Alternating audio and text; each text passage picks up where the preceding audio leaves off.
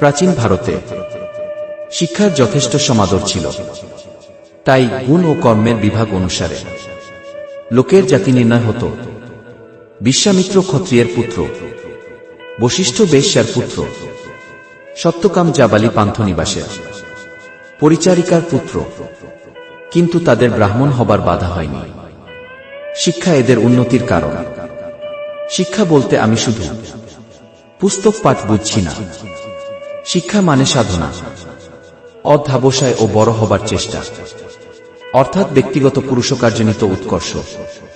শ্রী শ্রী স্বামী স্বরূপানন্দ, অখণ্ড সংহিতা, 3য় খণ্ড।